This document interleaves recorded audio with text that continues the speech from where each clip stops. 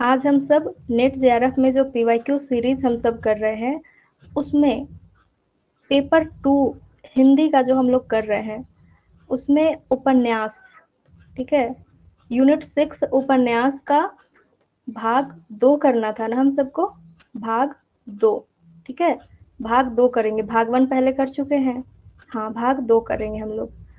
तो कल जितना प्रश्न कर लिए थे उसके आगे चलिए 30वां नंबर प्रश्न देखिएगा। ये प्रश्न आप सब कल कर चुके होंगे। मैला आंचल उपन्यास के पात्र नहीं है, कौन नहीं है वो बताना है। प्रशांत और कालीचरण, कमली और सुमृत दास, श्रीधर और सरस्वती, हरगौरी सिंह और मंगला देवी, कौन नहीं है। मैला आंचल उपन्यास के पात्र नहीं है। आप लोग उत्तर बी बता रहे हैं और सी बता रहे हैं, ठीक है। बी जितने लोग बता रहे हैं, मैला आंचल में याद कीजिए कमला नदी के पास जा करके कोई आशीर्वाद मांगे थे।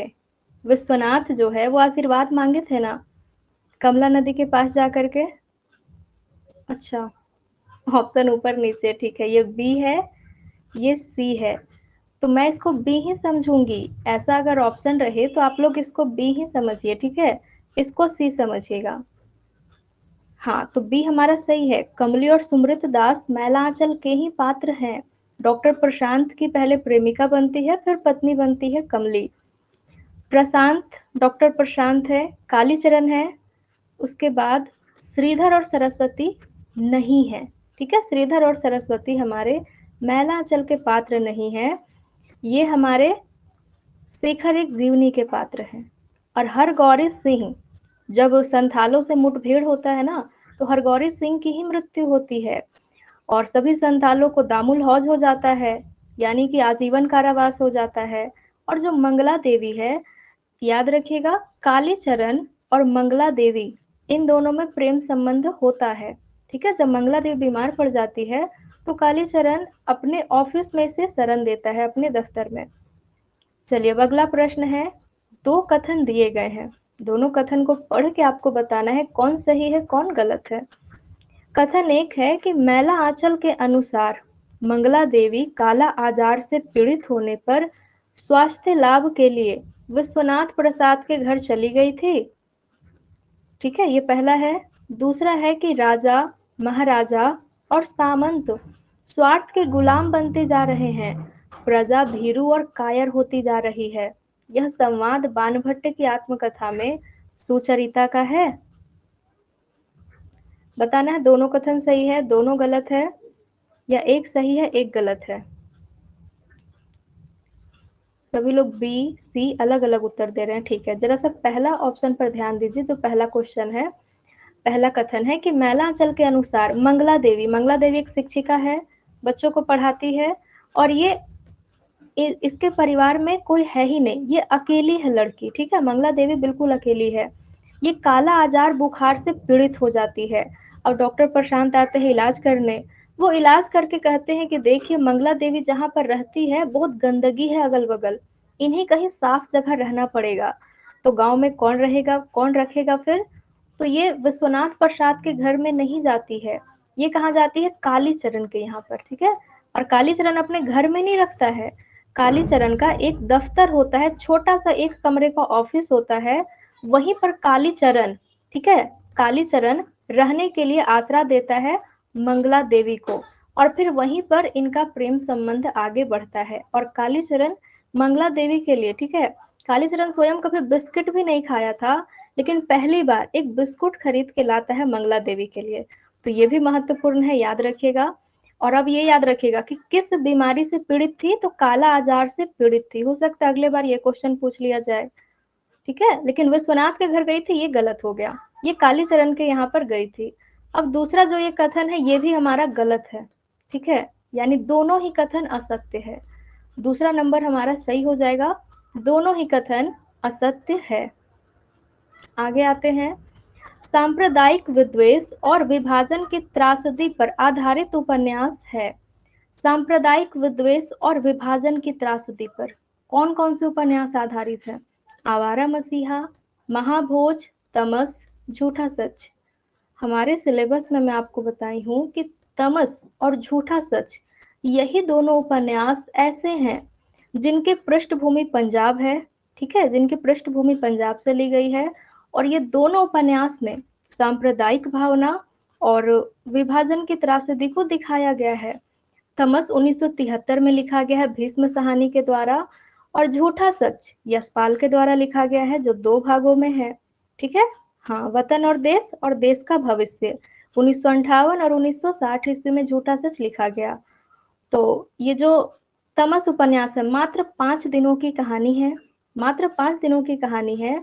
किस तरीके से सांप्रदायिक भावना पूरे शांत भरे माहौल में फैल जाती है, और कह सकते हैं कि 5 दिनों में जो लोग सोचे नहीं थे, वो हो जाता है। सभी का जीवन एकदम अलग हो जाता है, ठीक है। 5 दिनों में ही समझिए बहुत ज़्यादा ही समस्या हो जाती है। कई लोग मारे जाते हैं, महिलाओं के साथ बहुत अत्याचार होता है, और एक इंद्र नामक का एक बच्चा होता है, वो जाकर के इत्र बेचने वाले की हत्या कर देता है। इस कदर सांप्रदायिकता फैल जाती है कि एक बच्चा जो है, वो जाकर के एक बुजुर्ग इंसान की हत्या कर देता है, एक इत्र वाले की हत्या कर देता है, ठीक है। तो 3 और 4 हमारा सही हो जाएगा, यानी ऑप्शन डी। तमस और झूठा सच, इन दोनों का विषय एक है, और स्थान भी दोनों में पंजाब वाला क्षेत्र ही उठाया गया है। चलिए अगला प्रश्न है, यशपाल का उपन्यास झूठा सच में दौलत राम आजाद किस राजनीतिक दल का सदस्य था? कांग्रेस, मुस्लिम लीग, कम्युनिस्ट पार्टी या जनसंघ? चलिए अच्छे से सोच कर उत्तर दीजिएगा।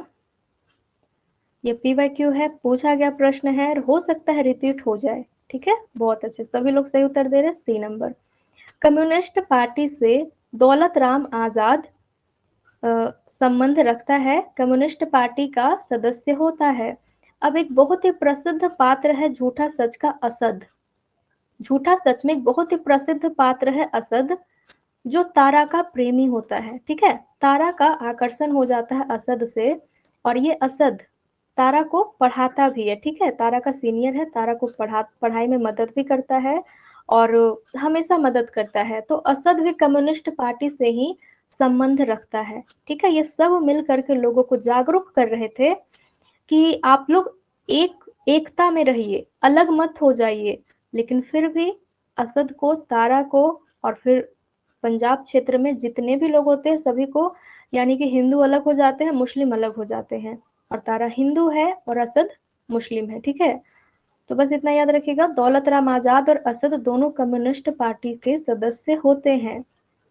अब आगे है अगला प्रश्न, उपन्यासों की कथा भाषा के संबंध में निम्नलिखित कथन विचारणीय है। विचारणीय मतलब विचार नहीं करते रहना है, विचार करके आपको सही उत्तर बताना है, ठीक है। क्या बताना है? सही उत्तर बताना है उपन्यासों की कथा भाषा के विषय में। पहला ऑप्शन है, राग दरबारी उपन्यास में शब्द क्रीड़ा, श्लेष और बिंबों का व्यंग्यार्थ प्रयोग है। अब तुरंत आप ध्यान दीजिएगा, राग दरबारी 1968 में लिखा गया था। व्यंग परक निबंध है, व्यंग्यात्मक निबंध है, शिवपालगंज केंद्र में है, ठीक है। हाँ, रंगनाथ आता है इसमें, और फिर हमारे वैद्य जी है। तो ये सब जो पात्र है, तो क्या दिखाया है इस उपन्यास में? व्यंग तो दिखाया ही गया है। शब्द क्रीड़ा का अर्थ होता है शब्दों के साथ खेलना, शब्दों के साथ खेलना, बिल्कुल शब्दों के साथ खेला गया है। जब आप पढ़िएगा इस उपन्यास को, तो जब शुरुआत होती है तो एक ट्रक वाले से मदद लेता है रंगनाथ, और गांव पहुंचता है शिवपालगंज। जैसे वो उबड़ खाबड़ रोड में पहुंचता है तो कहता है, भाई हम लोग कहाँ गए, ठीक है, हम लोग कहाँ पर आ गए? तो वो क्या कहता है कि देखिए हम लोग गांव में प्रवेश कर रहे हैं। और फिर लेखक के द्वारा लिखा गया है कि ऐसा लगता है जैसे कि ट्रक उस सड़क का बलात्कार करते हुए आगे बढ़ता चला जा रहा है। तो इस तरीके से बहुत सारे वाक्य इसमें हैं। हाँ, और ये भी कथन है कि इतना काम पड़ा है सरकारी दफ्तरों में, इतना काम है कि सारा काम ही ठप पड़ा है, ठीक है। इतना काम है कि सारा काम ही ठप ठप पड़ा है। तो शब्द क्रीड़ा, श्लेष, बिंबों का व्यंग्यार्थ प्रयोग है, ये बिल्कुल सही है। नीचे आइएगा, बाण भट्ट की आत्मकथा की भाषा अलंकारहीन, यानी अलंकारों का प्रयोग है ही नहीं, और तत्सम रहित है, यानी संस्कृत के शब्दावली का प्रयोग है ही नहीं। अब आप सोचिए कि बाण भट्ट की आत्मकथा एक प्रसिद्ध साहित्यकार जो हमारे संस्कृत साहित्य के विद्वान हैं, बाणभट्ट, उन्हीं के जीवन को आधार बना करके लिखा गया है। तो इसमें फिर तत्सम रहित इसकी भाषा कैसे हो सकती है?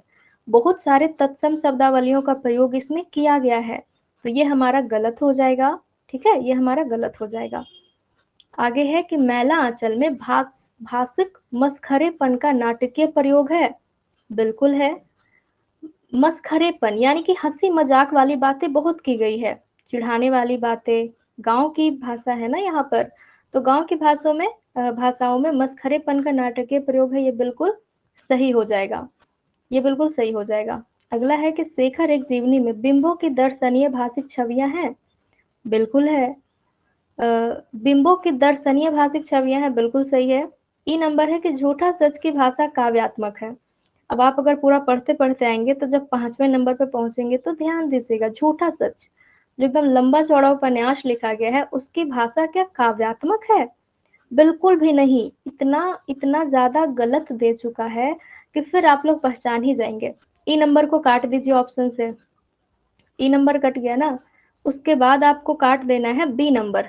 बी नंबर को काट दीजिए, तो बच गया ए, और आप लोग सब सही उत्तर बताएं, ठीक है? 1 नंबर, ए नंबर हमारा सही हो गया। तो जब भी ऐसे कथन आए, अगर आपको सही वाला नहीं पहचान में आ रहा है तो गलत ऑप्शन को छाटिए, ऑप्शन से गलत कर दीजिए, ठीक है? काट छाट के अलग कर दीजिए, अपने आप सही उत्तर तक आप पहुंच जाएंगे। चलिए अगला प्रश्न है, ये है वन लाइनर का प्रश्न। ऐसे भी प्रश्न हमारे एग्जाम में पूछे ही जाते हैं। झूठा सच में किस शहर का वर्णन नहीं है? किस शहर का वर्णन नहीं है ये बताना है आपको। खुशबू क्या पूछ रही है, मैम अगर इसके जगह मैला आंचल में लिख दिया जाता कि कविता का प्रयोग हुआ है तो?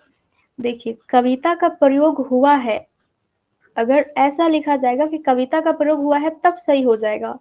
अगर लिखा जाएगा कि मैला आंचल की भाषा काव्यात्मक है, ठीक है, तब वो गलत ऑप्शन हो जाएगा, क्योंकि मैला आंचल में गीत और फिर ये गीत तो लिखे गए हैं, ठीक है, लेकिन पूरी की पूरी भाषा काव्यात्मक तो नहीं है।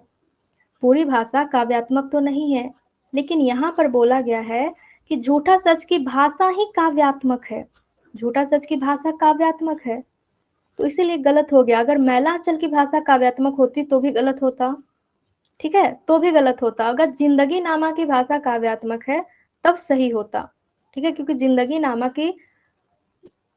नामा में भी काव्यात्मक भाषा शुरुआत में ही है, कविताओं से शुरू तो हो रही है, लेकिन बाद में जाके भाषा काव्यात्मक पूरी नहीं है, तो वो भी गलत हो जाएगा फिर, ठीक है।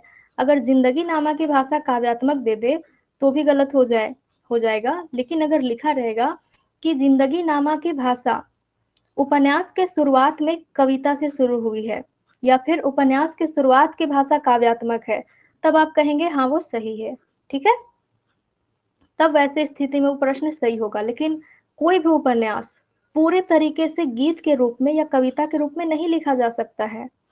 अगर कोई नाटक, ध्यान दीजिएगा, अब अगर कोई नाटक पूरी कविता के रूप में लिखा जाएगा नाटक, तो उसको हम लोग गीति नाट्य कहते हैं। जैसे कि अंधा युग, अंधा युग क्या है, हमारा गीति नाट्य है। पूरा का पूरा नाटक कविता की भाषा में लिखा गया है, गीत के रूप में लिखा गया है, इसीलिए हम लोग उसको गीति नाट्य कहते हैं। हाँ, उर्वशी को भी ले लीजिए, उर्वशी तो वैसे काव्य के क्षेत्र में ही आएगी, ठीक है, उर्वशी काव्य के क्षेत्र में ही आएगी, उसको नाटक के रूप में कह सकते हैं। लेकिन जो अंधा युग है वो पूर्ण तरीके से नाटक है, लेकिन वो गीत भाषा में लिखा गया है, तो गीति नाट्य है। लेकिन कोई भी उपन्यास पूरी तरीके से कविता के रूप में नहीं लिखा गया है, बीच बीच में कविताओं को डाला गया है, लेकिन गद्यात्मक भाषा का भी प्रयोग किया गया है, ठीक है, उपन्यासों में, याद रखिएगा ये चीज। अब आइए, झूठा सच में किस शहर का वर्णन नहीं है, इसका उत्तर क्या बताएं, फिर से बता दीजिए। बी कह रहे हैं सभी लोग, बी, चलिए ठीक है, बी ही सही हमारा। कानपुर का प्रयोग नहीं किया गया है। जालंधर शहर में तो ये लोग रहते ही हैं शुरू से। पंजाब के जालंधर शहर में भोला पांथे गांव की जो गली है, भोला पांथे गली है, उसी मोहल्ले में तारा और उसका परिवार रहता है। उसके बाद लखनऊ क्षेत्र का वर्णन है, आजादी के बाद का समय जब दिखाया जाता है लखनऊ में दिखाया जाता है। और नैनीताल, नैनीताल में जो तारा का भाई है, ठीक है, जो तारा का भाई है वो नैनीताल जाता है, एक उर्मिला नाम की लड़की होती है उसको ट्यूशन पढ़ाने के लिए। उर्मिला नाम की लड़की होती है, उसको ट्यूशन पढ़ाने के लिए जाता है। ठीक है, हाँ, पुरी जो है, जयदेव पुरी है वो, इसलिए नैनीताल का जिक्र हुआ है। चलिए अब आइए झूठा सच। ये झूठा सच है। झूठा सच के पहले खंड में, पहला खंड है वतन और देश। तो वतन और देश में भोला पांथे की गली की औरतों के बीच अपने विचारों का प्रचार करने के लिए आई हुई हिंदू रक्षा कमेटी के कार्यकर्ताओं के नामों में से सही युग्म कौन सा है? बसंत कौर कांता, ज्ञान देवी सतवंत, ईश्वर कौर ज्ञान देवी, दुर्गा या ईश्वर कौर? देखिए, झूठा सच दो भागों में हम पढ़ते हैं। पहला भाग है वतन और देश, जो 1958 ईस्वी में हमारे समक्ष आया, और दूसरा भाग है देश का भविष्य, जो 1960 ईस्वी में हमारे सामने आया। और वतन और देश जब इसकी शुरुआत होती है, तो शुरुआत होती है तारा के घर से। ठीक है, तारा की दादी की मृत्यु हो चुकी है, वहीं से शुरुआत होती है कि तारा के पिताजी और चाचा जी, दोनों दो भाई है, दोनों मिल करके इनकी जो दादी की मृत्यु हुई है उनका अंतिम संस्कार कर रहे हैं। और चूंकि इनकी दादी की मृत्यु तारा के घर में ही हुई है, ठीक है, वैसे तो दोनों के यहाँ रहती थी, यानी कि कभी तारा के घर में, कभी अपने दूसरे बेटे के घर में रहती थी, लेकिन तारा के घर में जब वो रहने आई तो उनकी मृत्यु हो गई। वहीं से कथा की शुरुआत होती है। धीरे धीरे हम देखेंगे कि तारा कैसे बोर्ड एग्जाम देती है, फिर पढ़ने के लिए घर में पैसे नहीं होते हैं तो वो फिर कहीं ट्यूशन पढ़ाना स्टार्ट करती है। इसका जो भाई है जयदेव पुरी, वो भी कहीं कहीं ट्यूशन पढ़ाता है। फिर वो पत्रकारिता में जा करके वहां पर अपना काम पकड़ लेता है। ठीक है, इस तरीके से इन लोगों का जीवन आगे बढ़ता चला जाता है।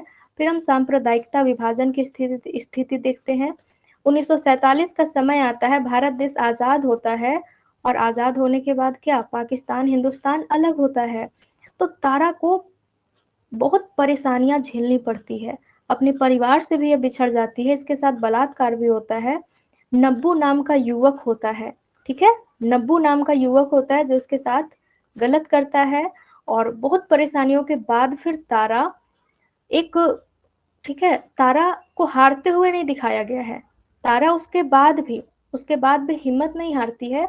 और इस उपन्यास में दिखाया कि तारा फिर अंतिम में एकदम आगे बढ़ती चली जा रही है, एक नए भारत में आगे बढ़ रही है। लेकिन हमसे प्रश्न पूछा गया है कि भोला पाथे की गली में तारा का मोहल्ला है, तारा का घर है। तो जब विभाजन की समस्या हो रही थी तो हिंदू मुस्लिम अलग अलग होते जा रहे थे। तो सी नंबर सही है। ईश्वर कौर और ज्ञान देवी, ये दोनों आकर के सभी औरतों को समझाते हैं कि देखो, कोई भी फेरी वाला यहाँ पर आएगा तो तुम लोग मत खरीदना, क्योंकि फेरी वाले मुस्लिम होते हैं, जानबूझ के तुम्हारा नुकसान करेंगे, कोई सामान चोरी कर लेंगे, नहीं तो किसी की हत्या कर देंगे, इसीलिए उन लोगों से दूर रहो। इस तरीके से ये दोनों आकर के पूरे भोला पाथे गली में आते हैं प्रचार करने के लिए। ठीक है, ईश्वर कौर और ज्ञान देवी, ईश्वर कौर और ज्ञान देवी। चलिए अगला प्रश्न है 37 नंबर। मानस का हंस उपन्यास के पात्र हैं। मानस का हंस एक जीवनी परक उपन्यास है। मानस का हंस 1972 ईस्वी में लिखा गया है। मानस का हंस 1972 ईस्वी में लिखा गया है, एक जीवनी परक उपन्यास है। तो जीवनी है किसकी?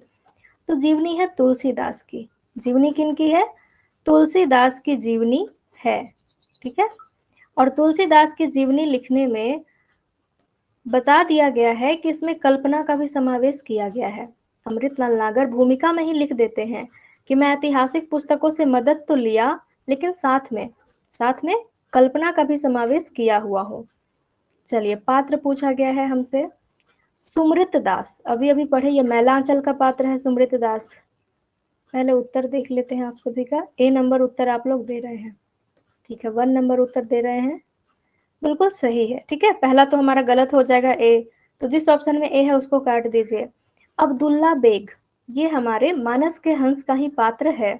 मोहिनी बाई मानस के हंस के ही पात्र है। मेघा भगत भी मानस के हंस के ही पात्र है। इकबाल सिंह तमस उपन्यास का पात्र है।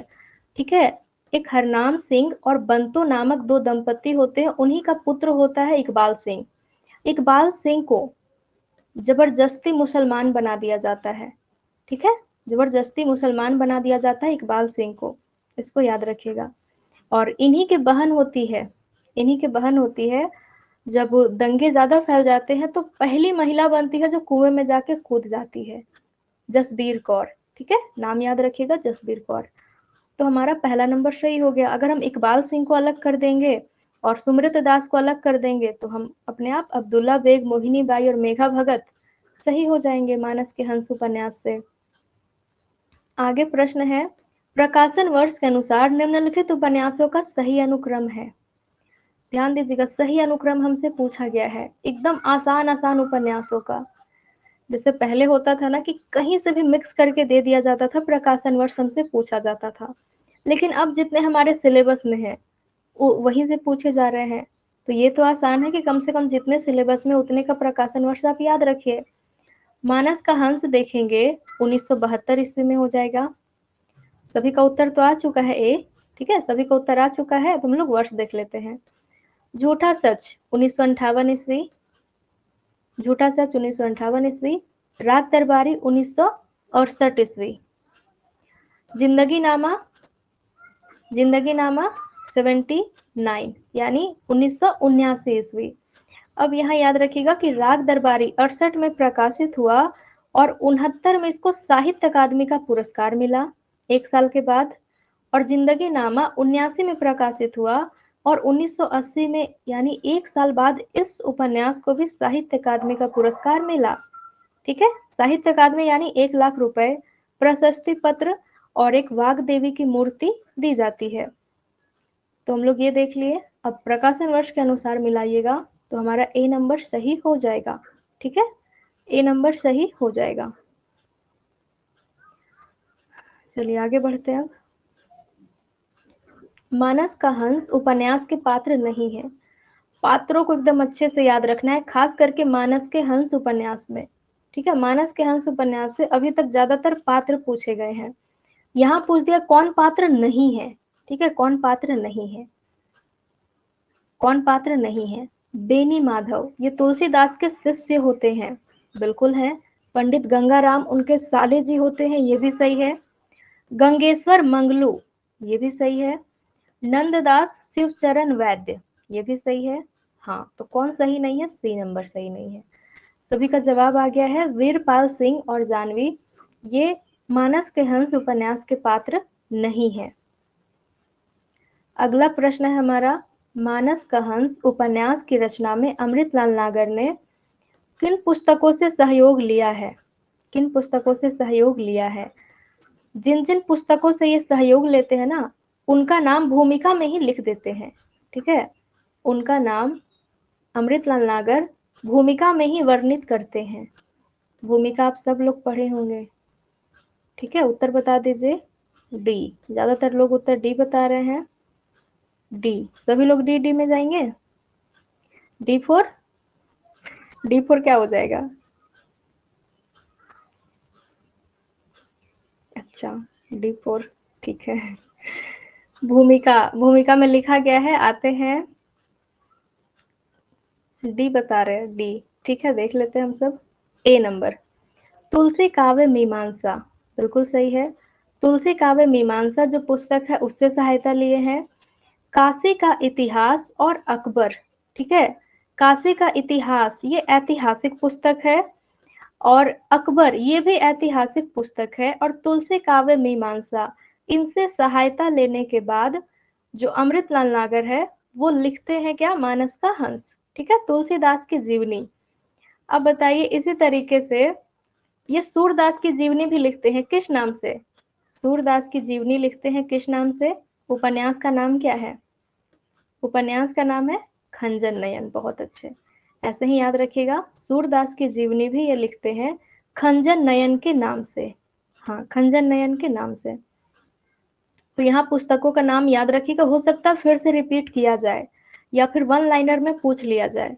प्रश्न कहीं से भी घुमा फिरा सकता है या हो सकता है कथन बना बना के पूछ दिया जाए, ठीक है, तो हम अच्छे से याद रखेंगे। चलिए अगला प्रश्न है 41।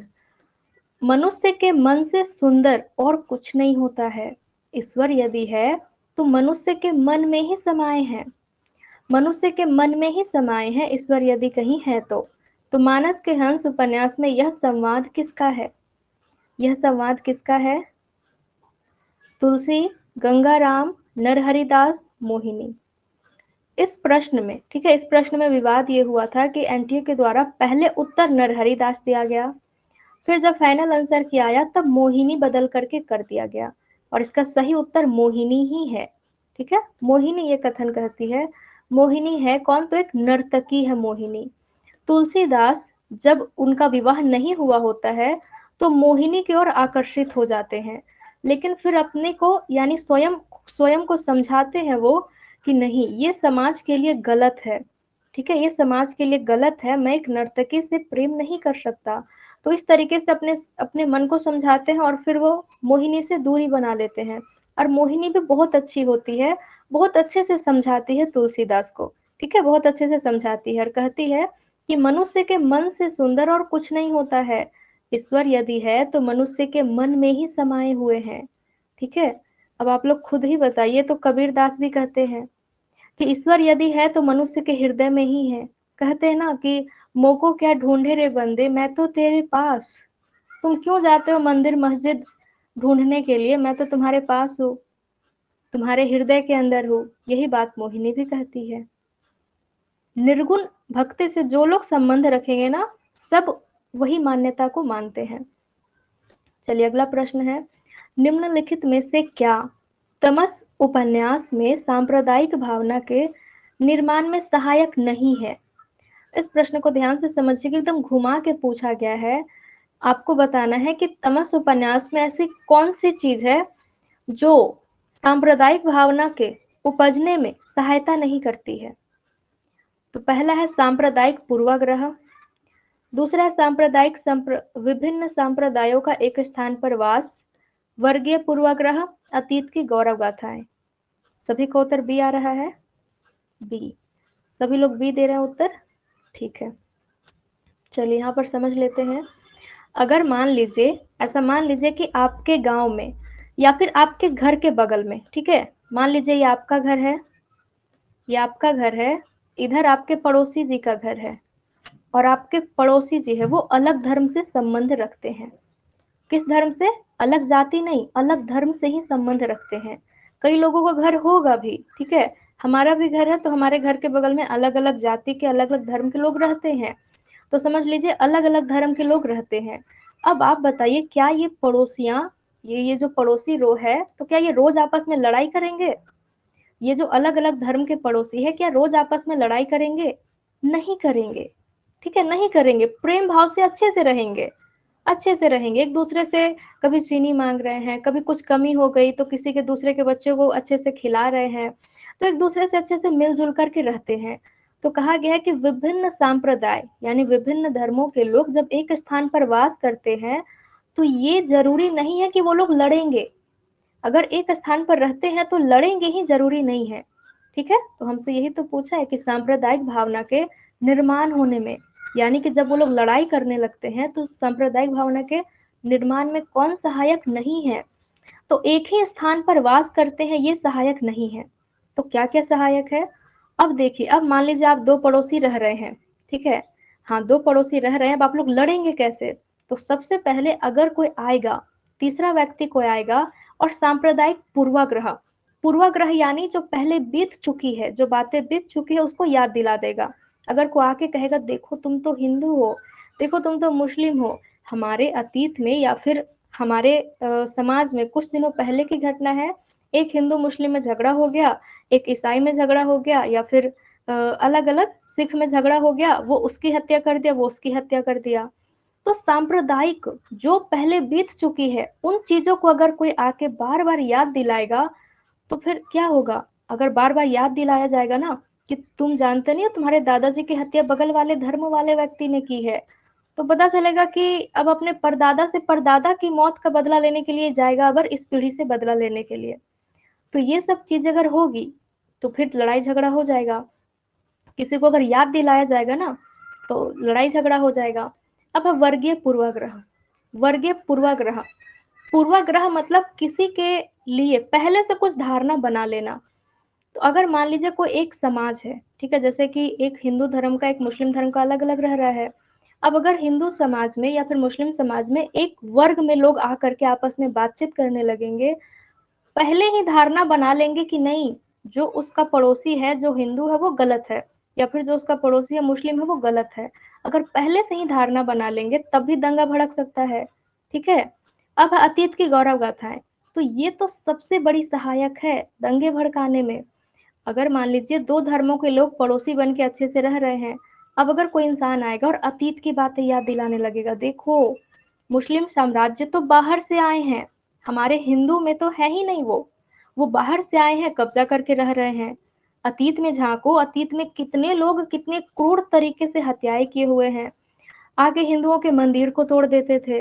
अब मुस्लिम को इधर भड़काया जाएगा कि तुम याद करो अतीत की गौरव गाथाएँ, जब हमारा साम्राज्य हुआ करता था, ये हिंदू आकर के हमारे मस्जिद तोड़ दिए, हमारे साथ बुरा व्यवहार किए।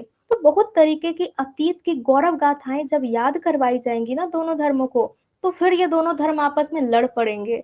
यानी कि जो कभी पड़ोसी प्रेम से रहते थे, अचानक से उनमें दंगे भड़कने लगेंगे। ठीक है? अचानक से क्या क्या हो जाएगा? दंगे भड़कने लगेंगे। तो हम देखें कि सांप्रदायिक पूर्वाग्रह होगा तो दंगे भड़केंगे, वर्गीय पूर्वाग्रह होगा तो भी दंगे भड़केंगे, अगर अतीत की गौरव गाथाएँ याद करवाई जाएँगी तो भी दंगे भड़केंगे। लेकिन अगर विभिन्न संप्रदाय या विभिन्न धर्म के लोग एक स्थान पर सिर्फ रहेंगे तो कोई दंगा नहीं भड़केगा। अभी भी आप देखते होंगे प्रेम पूर्वक सभी रहते हैं, ठीक है? कोई रोज-रोज दंगा नहीं भड़कता है। तो ये चीज़ समझ गए ना? बी ऑप्शन वहाँ पर याद रखिएगा। अगला है कि सांप्रदायिक विद्वेष और विभाजन की त्रासदी पर आधारित उपन्यास है। हमारे सिलेबस में 2 ऐसे उपन्यास हैं, ठीक है? जिन्हें एकदम रट लीजिए कि विभाजन की समस्या और सांप्रदायिक की समस्या दिखाई गई है इनमें। 2 उपन्यास है तमस और झूठा सच, ठीक है? सभी का उत्तर सही है, डी नंबर। तमस उपन्यास और झूठा सच उपन्यास में सांप्रदायिक भावना और विभाजन की त्रासदी को दिखाया गया है। अगर मान लीजिए कि ऐसे क्वेश्चन बना दे कि बताइए तमस उपन्यास के विषय में क्या सही है? क्या इसमें विभाजन की समस्या है? क्या इसमें सांप्रदायिक विद्वेष है? तो आप लोग कहेंगे बिल्कुल वही ऑप्शन सही है। अब यही अगर झूठा सच के साथ बना दे कि बताइए झूठा सच के विषय में क्या सही है? विभाजन की समस्या है, सांप्रदायिक विद्वेष है, तो आप लोग जहाँ भी देखिएगा विभाजन और सांप्रदायिक सिर्फ और सिर्फ उसी ऑप्शन को चुन के टिक कीजिएगा, आपका क्वेश्चन सही हो जाएगा, ठीक है? हर बार घुमा फिरा के झूठा सच से और तमस से पूछे ही जाते हैं ये चीजें, एकदम दोनों उपन्यास में रट के रख लीजिए। चलिए अगला है कि तमस उपन्यास के पात्र हैं। अब पात्र से पूछ दिया गया है। तमस उपन्यास 1973 ईस्वी में लिखा गया, मात्र 5 दिनों की कथा इसमें कही गई है। कौन कौन पात्र हैं? उन्हीं का नाम दिया है जो लड़वा रहे थे दोनों को, ठीक है? यानी कि जो विभाजन की समस्या पैदा करने वाले हैं, रिचर्ड और लीजा। रिचर्ड सबसे बड़ा जो इसमें कह सकते हैं, जो दंगे भड़वाता भी यही है, बढ़वाता भी यही है और फिर दंगे को खत्म भी यही करता है, लेकिन 5 दिनों के बाद, ठीक है? 5 दिनों के बाद जब सभी के घर उजड़ चुके थे, लोग बेघर हो चुके थे, अपने रिश्तेदारों को जाके कैंप में ढूंढ रहे थे। एक जगह तो इतनी ज़्यादा क्रूरता दिखा दी गई कि एक इंसान जाके अपनी पत्नी का शव ढूंढ रहा था, सिर्फ इसलिए ढूंढ रहा था कि उन्होंने सोने के गहने पहने थे। तो वो आदमी चाहता था कि अब पत्नी तो मर ही गई, कम से कम सोना तो उससे खोल ले हम, सोना तो मेरे आगे काम आएगा, ठीक है? वो कान में पहनी थी, अपने मंगलसूत्र पहनी थी, उन सबको खोलने के लिए वो शव को ढूंढ रहा था। अब सोच सकते हैं कितनी भयावह तरीके से वर्णन किया गया है और उस समय की सच्चाई ही वही थी, ठीक है? रिचर्ड और लीजा पात्र हैं। 2 और 3, 2 और 3 हमारा सही हो जाएगा। और कनक, कनक है झूठा सच की पात्र। जयदेवपुरी की पत्नी बनती है कनक, जिनसे बाद में तलाक भी हो जाता है। योके और सेल्मा, ठीक है, ये अलग उपन्यास के पात्र हैं। हाँ, मानवता ही नहीं बची, फिर मानवता की ही मृत्यु हो गई है। यही सब चीजें तो तमस उपन्यास झूठा सच में दिखाया गया है। आगे प्रश्न है कि स्वाधीनता प्राप्ति से पूर्व पंजाब में पैदा हुए सांप्रदायिक तनाव स्वतंत्रता पूर्व यानी 1947 के पहले पंजाब में जब दंगे भड़क गए थे, उनसे जुड़ी क्रूरताओं का अंकन किस उपन्यास में किया गया है? तो आप जानते हैं कि तमस और झूठा सच में ही किया गया है। तो झूठा सच तो ऑप्शन में है नहीं, ऑप्शन में क्या है? तमस है, तो तमस ही सही होगा। ठीक है, अगर यहाँ झूठा सच होता तो वो भी सही हो जाता, तमस है तो तमस भी सही होगा। बातें समझ में आई? दोनों को जोड़ के याद रखिएगा। अगला प्रश्न है प्रकाशन वर्ष। प्रकाशन वर्ष के अनुसार निम्नलिखित उपन्यासों का सही अनुक्रम बताइए। जितने भी सिलेबस में दिए गए हैं, आप लोग सारे उपन्यासों को एक स्थान पर लिख लिए होंगे, और अब क्या कीजिए, उसके बगल में उसका ईस्वी लिख लीजिए और दीवार पे चिपका दीजिए। रोज रोज देखिएगा, आपको याद हो जाएगा। शेखर एक जीवनी 1940 ईस्वी में आया पहला भाग, 1944 में आया दूसरा भाग। लेकिन जब प्रकाशन वर्ष में सजाने के लिए दिया जाएगा ना, तो आप पहले यानी 1940 ईस्वी को ही ध्यान में रखिएगा। तमस आया 73 में। सभी का उत्तर डी है, बिल्कुल सही है। ठीक है, सभी का उत्तर डी है, सही है। बाणभट्ट की आत्मकथा क्या है? प्रकाशन वर्ष बाणभट्ट की आत्मकथा, बिल्कुल 1946 ईस्वी। ये बहुत पहले का उपन्यास है, 1946 ईस्वी। मैला आंचल चौवन। मैला आंचल फणीसर नाथ रेणु के द्वारा लिखा गया मेरी गंज को ही इसमें आधार बनाकर लिखा गया है। इसमें अगर कोई पूछे कि नायक कौन है, नायिका कौन है, तो मेरी गंज ही नायक बन चुका है इसमें। ठीक है, मेरी गंज ही मुख्य रूप से है, और उसमें छोटी छोटी समस्याओं का वर्णन किया गया है। कुल 256 पात्र हैं, बहुत लंबा चौड़ा उपन्यास है। तो हमारा डी नंबर सही हो गया। डी नंबर सही हो गया। चलिए आगे बढ़ते हैं। निम्नलिखित में से कौन तमस उपन्यास का पात्र नहीं है? अब तमस उपन्यास का पात्र नहीं है वो पूछा गया है। रिचर्ड, रत्तो, नत्थु या हयात बख्श, कौन पात्र नहीं है? रिचर्ड को देखिएगा तो ये वही रिचर्ड है जो हयात बख्श। ठीक है, ये पैसे किसको देता है? पैसे किसको देता है मरवाने के लिए? नाम बताइएगा उसका। नत्थु चमार को तो पैसा दिए जाते हैं मारने के लिए, लेकिन रिचर्ड किसको देता है? रिचर्ड स्वयं आके नत्थु से तो बात करता नहीं है। रिचर्ड और नत्थु के बीच में एक बिचौलिया रहता है। ठीक है, एक बिचौलिया रहता है, हाँ, मुराद अली। एक बिचौलिया है मुराद अली, मुराद अली को भूलिएगा मत। यही मुराद अली लास्ट में आता है शांति की घोषणा करने के लिए। बस में बैठ जाता है और अपील करता है, सभी लोग शांत हो जाइए, अब कुछ भी नहीं होगा, सभी चीज ठीक हो चुके हैं। ठीक है, मुराद अली। तो रिचर्ड मुराद अली से कहता है, और मुराद अली 5 रुपए देता है नत्थु चमार को, और नत्थु चमार 100 सुअर को मार देता है। ठीक है, 5 रुपए में सुअर की हत्या कर देता है, और बाद में नत्थु की भी हत्या हो जाती है, ये भी मृत्यु को प्राप्त हो जाता है। तो हयात बख्श भी इसमें है। तो जो रत्तो है ये इसमें पात्र नहीं है, रत्तो को याद रखिएगा, रत्तो इसमें पात्र नहीं है। ए नंबर हमारा सही हो जाएगा। आगे प्रश्न है, तमस उपन्यास के पात्र हैं, अब कौन पात्र हैं ये पूछा गया है। अब्दुल्ला बेग, गिरधारी लाल, हरनाम सिंह, हयात बख्श, देवदत्त, बताइए कौन पात्र है वो पूछा गया है। सी जवाब दे रहे सभी लोग, सी। 3 नंबर देख लेते हैं। अब्दुल्ला बेग ये तो मानस के हंस का पात्र है। गिरधारी लाल ये भी हमारे तमस उपन्यास का पात्र नहीं है।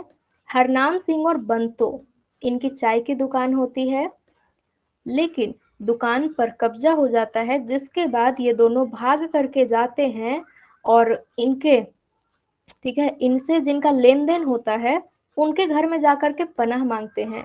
यानी कि रमजान की माँ होती है राजो, राजो, ठीक है, एहसान अली की पत्नी है। क्या लिख रही हूँ मैं? एहसान अली की पत्नी है राजो। तो राजो के पास जाकर के ये लोग पनाह मांगते हैं, राजो इनकी मदद करती है। अकरा इनकी बहू है। ठीक है, अकरा इनकी बहू है, रमजान इनका बेटा है, और इनके पति का नाम है एहसान अली। एहसान अली और राजो ये दोनों हरनाम सिंह और बंतो की मदद करते हैं। लेकिन जो इनका बेटा है ना, जो इनका बेटा है रमजान, याद रखिएगा, ये वही रमजान है जो हरनाम सिंह और बंतो का बेटा होता है इकबाल सिंह, उसको मुस्लिम बना देते हैं वो लोग, ठीक है, जबरदस्ती। अब हयात बख्श भी इसमें पात्र है और देवदत्त। देवदत्त अच्छा होता है, ठीक है। और एक और पात्र इसमें देवव्रत है, एक और पात्र इसमें देवव्रत।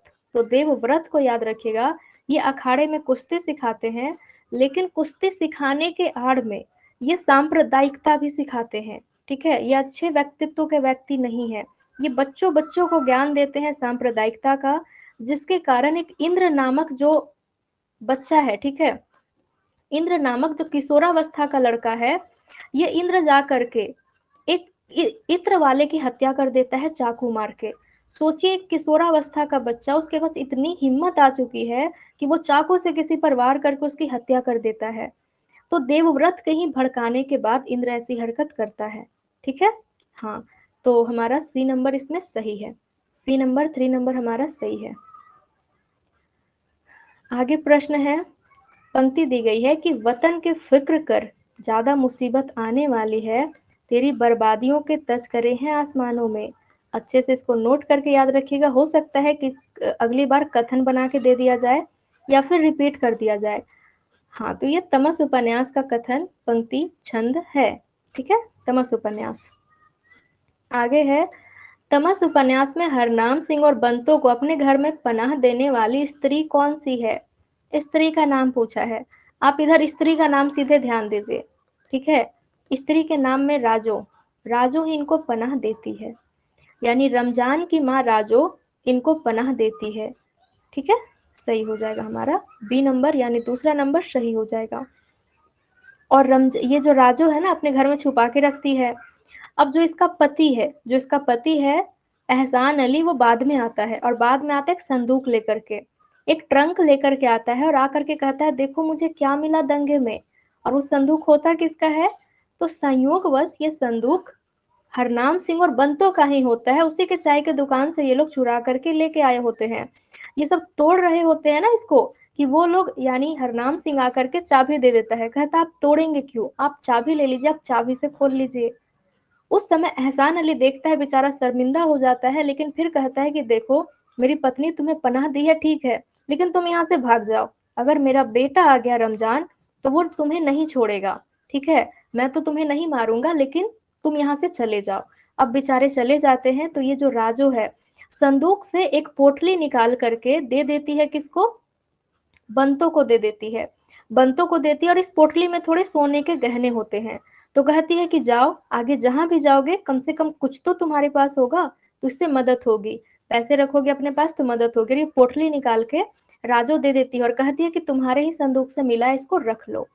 तो राजो बहुत ही साफ हृदय की होती है, जो मदद करती है, ठीक है। अगला प्रश्न है, जैसे जैसे उच्च स्तरीय वर्ग में गबन, धोखाधड़ी, भ्रष्टाचार और वंशवाद अपनी जड़ें मजबूत करता जाता है, वैसे वैसे यह उपन्यास और ज्यादा प्रासंगिक होता जा रहा है। आखिर किस उपन्यासकार ने अपने उपन्यास की भूमिका में ये कथन लिखा है? ये रिपीटेड प्रश्न है, इसको याद रखिएगा कि ये पहले साल में पूछा गया और दूसरे साल फिर सेम टू सेम पूछ दिया गया, एकदम रिपीट होने वाला प्रश्न है। महाभोज, आखिरी कलाम, काशी काशी, राग दरबारी। राग दरबारी उपन्यास।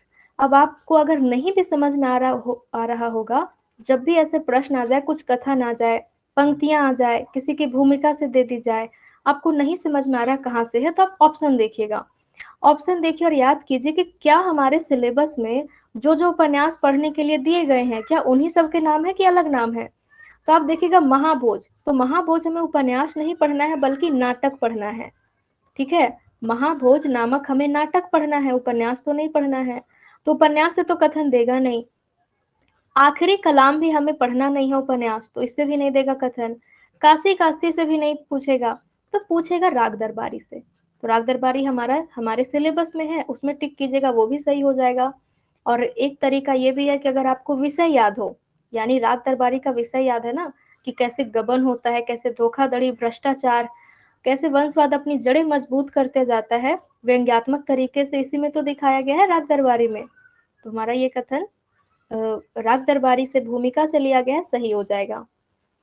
चलिए आगे प्रश्न में चलते हैं।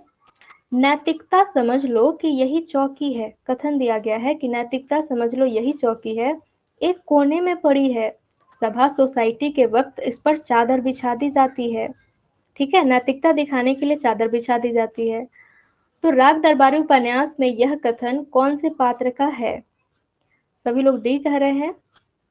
ठीक है, डी हमारा बिल्कुल सही है। लेकिन जब एनटीए के द्वारा ये प्रश्न बनाया गया था तो यहाँ गयादीन के स्थान पर कुछ और ही नाम था।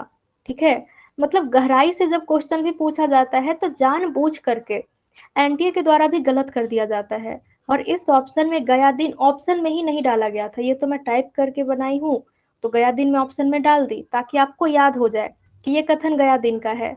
लेकिन वो लोग माने थे रामाधीन को, जो कि बिल्कुल गलत होगा। ठीक है, ये कथन है गयादीन का। गयादीन है कौन? तो गयादीन है बेला के पिताजी। बेला जो लड़की है उसी के पिताजी है गयादीन। बेला है कथा की नायिका। ठीक है, बेला एक नायिका है जो प्रेम करती है बद्री पहलवान से। किससे? बद्री पहलवान से, जो वैद्य जी के बड़े बेटे हैं बद्री पहलवान। उन्हीं के साथ बेला का विवाह होता है और इसी बेला के पिताजी है गयादीन। ठीक है, बेला के पिताजी कौन है? गयादीन। अगला प्रश्न है कि किस उपन्यास में पारंपरिक गीतों के साथ ही बाबा फरीद, शाह लतीफ, बुल्ले शाह की कविताओं का बहुतायत में प्रयोग किया गया है? ये जो बाबा फरीद है, शाह लतीफ है, बुल्ले शाह है, ये सब पंजाबी कवि है। किस भाषा के कवि है? पंजाबी कवि है। तो पंजाबी पृष्ठभूमि, झूठा सच, तमस, जिंदगी नामा इन तीनों में है। लेकिन ज्यादातर गीत का प्रयोग जिंदगी नामा में किया गया है। और जिंदगी नामा में ही, इस उपन्यास में ही बाबा फरीद, शाह लतीफ, बुल्ले शाह की कविताओं का प्रयोग हुआ है। ठीक है, तो हमारा जिंदगी नामा सही हो जाएगा, जो कृष्णा शुभती के द्वारा लिखा गया है। एकदम गांव की छोटे छोटे समस्याओं को उठा करके यहाँ पर लिखा गया है। और अगर आप चाहेंगे कि जिंदगी नामा पढ़ते हुए आपको एक समस्या नजर आए तो नहीं, ये गांव की कहानी है और बहुत सारे इसमें समस्याएं देखने को मिलती है। और छोटी छोटी बातें कि किस तरीके से महिलाएं एकजुट होकर के बातचीत करती है, किस तरीके से पुरुष बातचीत करते हैं, सब गांव की भाषा में अच्छे से वर्णन किया गया है। चलिए अब अगला प्रश्न है कि जिंदगी नामा उपन्यास में इन कवितांशों का और गीतों का उपयोग किया गया है, बताइए। ये कठिन प्रश्न है। ठीक है, बहुत कठिन प्रश्न है और जानबूझ के ऐसा प्रश्न दिया ही जाता है ताकि फिर बच्चे घबरा जाएं और जो क्वेश्चन आ रहा है उन्हें वो भी गलत कर दे। तो ऐसे प्रश्न आएंगे, इनके लिए परेशान नहीं होना है, क्योंकि ये उपन्यास गीतों से ही भरा पड़ा है।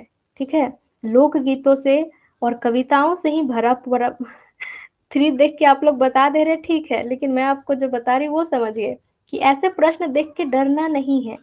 अगले बार, ठीक है, अगली बार जो मैं यहाँ थ्री ऑप्शन आपको बता दी, ए, सी और ई सही है, तो अगली बार हो सकता है कि सिर्फ इस ए ऑप्शन को उठाए और वन लाइनर बना के आपसे पूछ दिया जाए कि बताइए किस उपन्यास से गीत को लिया गया है। आपसे हो सकता है ये सी नंबर वाला ऑप्शन उठा ले और वन लाइनर में पूछ दिया जाए कि बताइए किस कविता की पंक्तियां हैं, किस कविता नहीं, किस उपन्यास की पंक्तियां हैं। तो आप लोगों का क्या काम है कि अब इन तीनों कविताओं को, तीनों पंक्तियों को एक स्थान पर लिख करके याद कर लीजिएगा कि अगर वन लाइनर में आए तो हमसे बन जाए। ठीक है, तो ए, सी और ई सही हो जाएगा। ए, सी और ई यहाँ पर सही हो जाएगा। अगला है कि शकुन, शकुन और डॉक्टर जोशी के अंतर संबंधों पर आधारित कथानक किस उपन्यास में प्रस्तुत किया गया है? ये बहुत ही आसान है, कई बार रिपीटेड प्रश्न है। हाँ, आपका बंटी इसका सही उत्तर हो जाएगा। आपका बंटी जो उपन्यास है, इसी में तलाकशुदा दो दंपति की कहानी को लिखा गया है और बेचारा केंद्र में हो जाता है बंटी।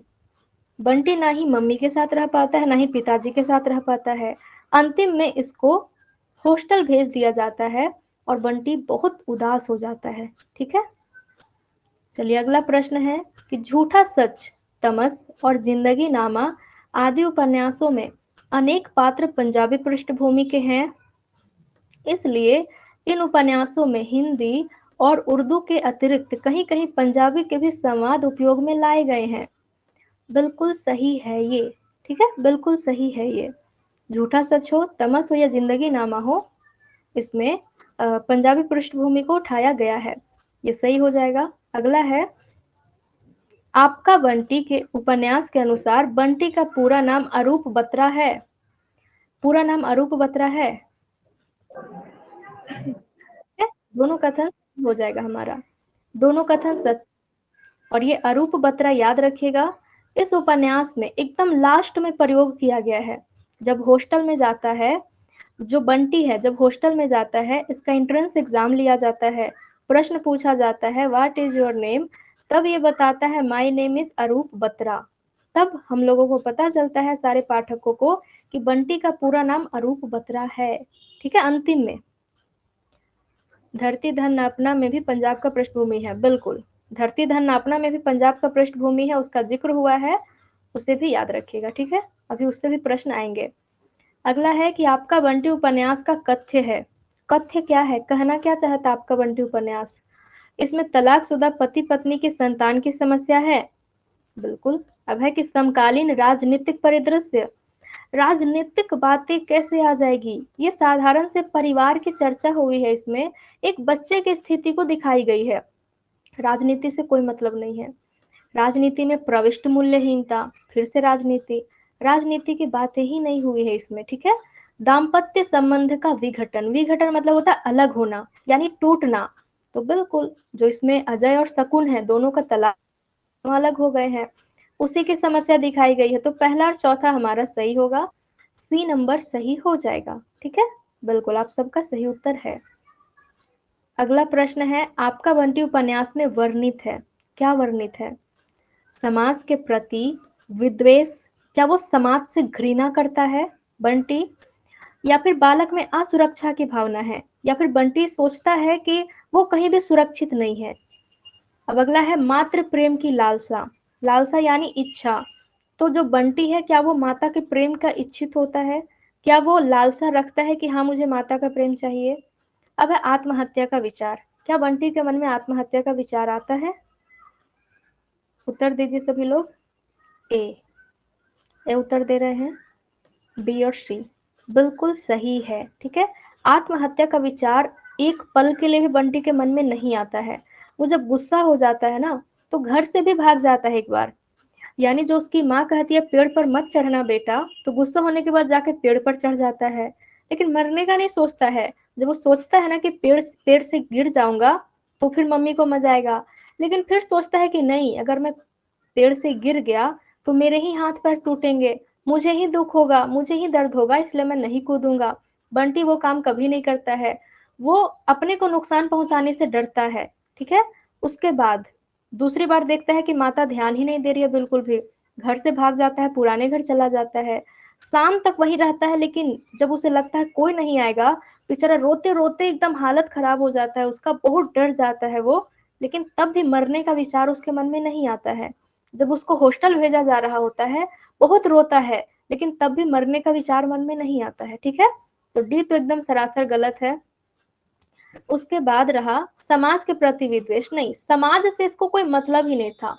8 साल का बच्चा है बंटी, 8 वर्ष में इसको समाज से क्या लेना देना, ये तो समझ भी नहीं पाता है बातों को। जब इसकी मम्मी यानी कि जो शकुन है और जो वकील अंकल है, जब आके बातचीत कर रहे होते हैं ना, बेचारा छुप छुप के सुनता है कि कुछ तो समझ में आ जाए, लेकिन समझ में ही नहीं आती है इसको बातें, क्योंकि 8 वर्ष का बच्चा है।